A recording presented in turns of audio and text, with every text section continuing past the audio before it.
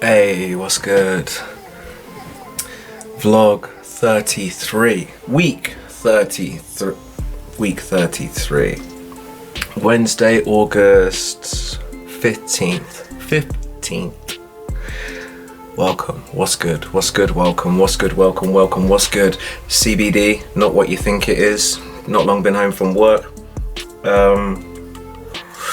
making a vlog. Someone asked me, who asked me, and when did they ask me? Yesterday perhaps. Yesterday, they asked me if I vlog. Someone asked me if I vlog. I don't know why, because I mentioned something about a camera, I think. And I kind of went, yeah, it's mainly music. I'm still quite secretive at work, actually. I think there's only one person who's sussed out my real life outside of the office, who might be watching this. Hello. Hope you're good. But yeah, and today I went to a rave on the weekend, went to Under on Saturday. That was lively, I swear down, that was proper lively. It was a lot of fun. I didn't take my car. I had enough beers to put me in a very happy and talkative and mumbly state, which is a lot fewer than it would have been a little while ago. But yeah, I had a great time though. Saw a lot of people I haven't seen for a long time. Saw a lot of people I know from the tiny rooms we used to play in Peterborough that are now doing like huge stages and like massive crowds. Incredible, absolutely incredible. I bumped into an old DJ friend as well, and he was talking about working on a song together, which I'm really excited about. Because I don't really do D&B. D&B's never really been my thing, but I was always kind of around it to an extent. I mean, it was more popular than hip hop in the nightlife. We used to do hip hop and drum and bass nights, and the hip hop nights would be like, sometimes they'd be kind of dead. But then when the D&B kicked in, the rooms would fill up. And I did my time of being a D&B MC. I was never much good at it. It was all hit and miss because I'd have to freestyle it. I remember one time I tried to write loads of D&B bars and I got like 2 verses. And then when you're doing a D&B night, say you're gonna accompany a DJ for an hour, 2 verses is not enough, man. Yeah, so I just used to freestyle a lot. But it's also D&B that made me go into poetry, because I got booked for a D&B gig in Dissident in Peterborough, I think playing with some friends of mine.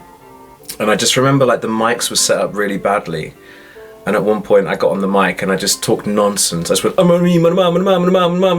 the crowd went crazy. The crowd went, mental. And I was like, allow this, right? And I kind of like left the mic and I went outside and I thought, what the hell am I doing? It's like I spend so much time writing my lyrics to try and like say stuff that's interesting and thought-provoking and well-written and, whatever else a writer wants from their writing.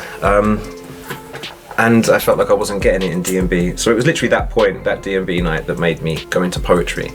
I met someone in the garden, they were like, go to the Glass Onion, and that started a whole lot of stuff. I don't even, if I go any further, it never stops. So let's leave it there for now.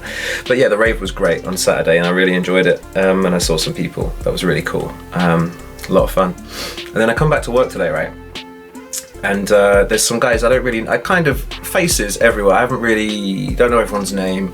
I don't talk to everyone regularly. There's a few heads I talk to regularly. But now there's more and more people who are just casually talking to me. I've been there long enough now that I guess they recognize me and seen the way I move and maybe don't think I'm, I don't know, don't think I'm like weird enough to be avoided, I suppose. But yeah. And today a guy called me over, well, he didn't call me over, I was there talking to somebody and he goes, yo, Michael, has anyone ever told you look like Michael McIntyre? And I laughed, because people used to say, like, people have said that to me in battles, right? People have said it to me in battles, and there was an event, I think it was a beatbox jam in London, like however many years ago. We went in, and me and my pal were at the bar, and some girl tapped my pal and like, excuse me, is that Michael McIntyre? They think I'm Michael McIntyre. So I laughed and I told the guy, I was like, yeah, nah, but a long time ago, a lot of people said it. And then on Saturday at the rave, somebody said that to me. Someone said, hey, you look like Michael McIntyre. And I was like, okay, thanks. I told my friend to ask her because I knew he'd enjoy it, and he did. He laughed. And then the guy at work goes, no, sorry, not the guy at work. And there's someone else at the rave came up to me and was like, no, you look like Michael Myers. Jason, the guy with the machete. That's a contrast, isn't it? That's like Michael Myers to Michael McIntyre. There's a big gap in between that. If I look like both of those people, I don't know. You better hope I don't act like any of them or both of them. I suppose acting like Michael McIntyre is not too bad. Acting like Michael Myers is not too bad, depending on how you feel about the people around you. Yeah, I better not be him. But yeah, work's work. It's still drama. Like, it's fine. Every now I'm cozy, right? But then every now and then I have to deal with a couple of people who very clearly dislike me, and it's very passive aggressive, and it's very like, you know, you can see it's if me and someone else asks a question, then we get, even if it's the same question with the same answer, we get responded to in very different ways. And I'm like, okay, cool, just deal with it. I don't like it. It drives me a bit nuts just because I have to be there, just because I need to keep the job until I find something better, which I haven't done yet. So yeah, it's kind of stressful, but it's okay, because now there's enough people there that will talk to me and can help me and don't treat me like a massive inconvenience, and don't take a deep breath when they hear me say their name asking for help, you know, that kind of stuff. So yeah, that's what it is. I thought about addressing it as well. I thought about, like, can I just go to these people and just be like, hey, look, I don't have any problem with you, but there's something here, all right? Just if I need to explain or apologize for anything, I'm very happy to do that. But I honestly don't think it's me at this point. I think, yeah, I don't know, it's whatever it is. And but the only thing that worries me, like, because at the beginning, I think I mentioned in vlogs, I went to HR, and I think they think I complained, which I didn't do. I was told I should complain. I told someone in HR, like, what happened, what was said to me when it was said to me, and I told them about some other stuff that happened, and they were literally saying to me, you need to make a formal complaint. I'm like, no, I don't want to make a formal complaint. I just want to know that I'm safe. I just want to know that, like, if anything, I want to come to HR and put it on record that I've been having these problems, so that if they fire me for some nonsense reason, I can go back to HR and be like, hi, look, they've just fired me. Please, you remember all the stuff I told you they did before? Can you help me? Can we do something about this? But I don't want to make a formal complaint, because it's like, mate, is this the teenage me? Can't grass. Snitches get stitches, right? Can't grass. But it's just like, I don't know. I did want to give it a chance. I did think, is it a career? But to be honest, I don't think I'll be there long enough that it's going to matter at this point. I can take the bad treatment for a few months if that's what it's got to be, and I can hopefully find something else. That's the drive. Just hopefully find something else. Because, I mean, come on now. There's nothing against any kind of work, all right? It's fine. But I can do a lot more than that. I can do a lot more than work in an office and answer phones. I can do a lot more than that. So it's for wasted there. And yeah, but there's nice people. I'm meeting more nice people, which is kind of cool. So the more nice people I meet, the less I care about the ones who don't like me. So it's kind of fine. What else? I've been missing comments. Sorry about that. I really am, because I thought I see comments, and there's times now, it happened like a week ago, I missed a comment, and I think someone was kind of upset. They thought I was blanking them. I was blanking them. I wasn't, but that's what it looked like, because there'd been a comment posted and I didn't see it for like a month, and then I did see it, and I was like, I just felt kind of guilty.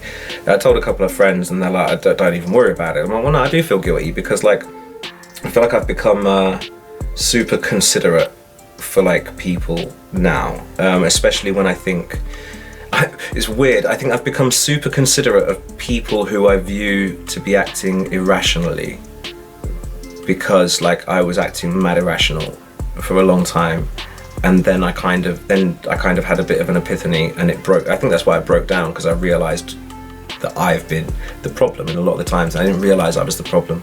So yeah, so I do, like, when I feel bad when my actions intentionally or unintentionally, like, upset somebody and spin them out and make them feel like anything like what I feel sometimes when I'm going through that stuff. So I'm really sorry about that, guys. I do honestly. I don't get it wrong, right? Look at it this way, I'm at a stage, this channel is so small, the following is so small right now, I will read everything, I will read every comment, I will reply to every message, you know what I mean? Unless it gets weird, there's a line where I'll probably stop replying if you get too weird, but like, I want to see that, I want to interact with people, I want people to comment and ask questions, and I want to answer questions and talk and all that, I do. Like, maybe if there's ever a point where I'm getting so many that I can't keep up with it, I'll still try, but yeah, if I'm missing stuff now when we're so small, yeah, I am sorry. It's not intentional. I don't. God, yeah, I'm going on so long. I haven't even said half the stuff I want to say, and I'm not re-recording. All right, the rave was good. Yeah, that was great. Work was work. Missing comments. The Spookzville video. Oh, he sent me an edit the other day, and you know, we had a little chat, and he sent me another edit yesterday. It's so fire, I swear down. I watched it more times than I should have. I watched it at least 10 times, I think, maybe more than that, maybe like 15, maybe 20, just because I kept trying to see all the bits, because it's like, you know, is it okay? Do you want to change anything? So I'm watching everything, and I think it looks great, but I'm just watching it over, and I'm focusing on different points, and I'm so happy with it. I think he went hard on the edit. The video looks awesome, and I'm really proud of my bars. I think it's like a really good advert for me, you know? I think this video, I don't know what it is as well, because maybe we're doing the weeklies and it feels like the same thing. It feels like we're just putting a song out, we're not just putting a song out every week, we're doing it every week, and I kind of, but it feels like the same audience is hitting. It's seldom that we ever get new people pop up and be like, wow, I just found you. It doesn't really happen like that. It's just some people check from time to time. So when I heard this one, when Juxta hooked me up with this Spookzville thing, and I'm like, well, it's a new audience, isn't it? Because I'm pretty sure whoever follows them probably doesn't know who the hell I am. So I thought, well, it's an advert. So I wrote this track, this verse or whatever it is, and I just tried to cross-section as much of what I can do as like my different styles. And I think it's a really good advert for like who I am and what I do. So I can't wait for that to drop. I don't know when it's coming, but I mean, if I'm seeing edits of the video already, it can't be that far away. I hope you like that. I hope you get behind it. I hope you share it around and your friends like it. I hope you... I think I come off so weird, I freak people out on here. My uncle said to me the other day, if you're watching, hello uncle, miss you. He said to me the other day, he's like, I want to watch your videos and I want to comment on them, but I don't know if you want me to. And I'm like, oh man, yeah, I want you to. I don't want you to feel like you have to. That's the thing. I never want to ask people if they've checked the song or watched the vlog, because I don't want them to feel uncomfortable if they haven't, because there's no expectation. But obviously I'd love people to watch it and share it if you like it, because it's like, I know how I felt about this a while ago, but it's like, yeah, it's like, of course I'm happy if it's shared. And if you like it, and you share it, or interact with it, or comment on it, or do whatever you do with it, then more people see it. So it's great for me. It's great for me and Juxta. So yeah, I don't expect anything from you. But yeah, if you do that, it's really nice, and it helps us grow. So if you do, thank you. If you don't, it's cool. I appreciate you checking in. I gotta go. This is the longest vlog I've ever done. It's nearly 14 minutes. Take care, be good. Love.